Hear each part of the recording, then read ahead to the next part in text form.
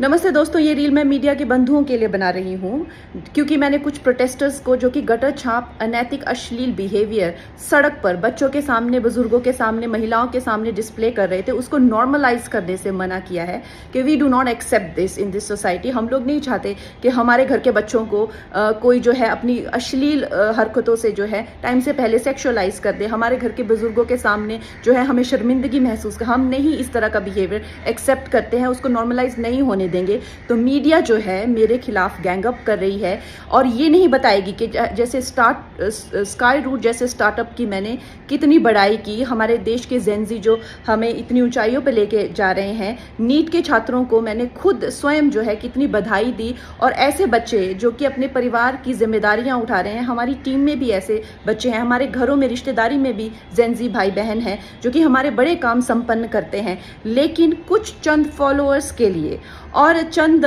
Comments के लिए और कुछ लाइक्स के लिए ये मीडिया वाले इतने ज़्यादा बिक चुके हैं।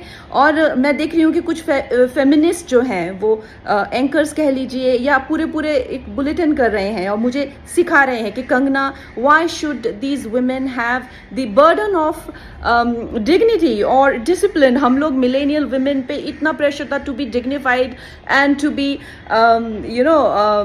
Disciplined, why do we have to give that burden to this generation. Excuse me, क्या आप अपनी बेटी को ऐसा सिखाएंगे?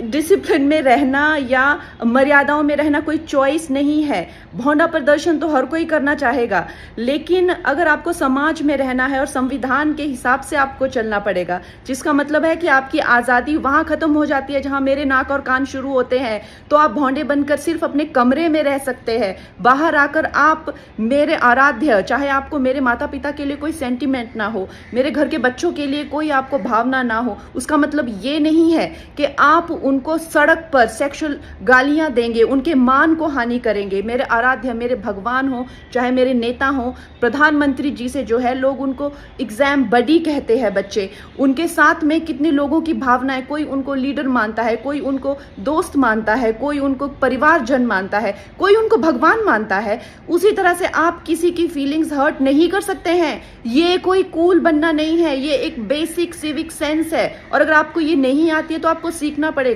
आप ये फेमिनाजी से प्रभावित मत होइए, अपनी जिंदगी बर्बाद मत करिए।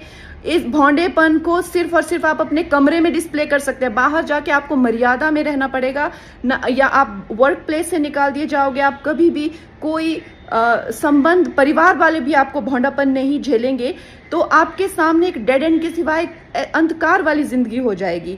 वैसे अगर देखा जाए तो साइंस भी कहती है कि ह्यूमन लाइफ का जो पर्पस है वो एवोल्यूशन है, और शास्त्र भी कहते हैं कि आप पुरुषोत्तम जो सर्वश्रेष्ठ है पुरुषों में, उस एवोल्यूशन की तरफ जाइए। लेकिन ये फेमिनाजी आपको सिखा रही है कि आप एनिमलिस्टिक जाइए और आप अपने गले में ऐसा, मतलब आपके गले में पट्टा डाल रहे हैं कि आप एनिमल बनिए, आप एनिमल टेंडेंसीज जो है वो डिस्प्ले कीजिए और बिल्कुल आउट ऑफ कंट्रोल हो जाए, भौंडे हो जाए, ताकि आप जेल में पहुंचे।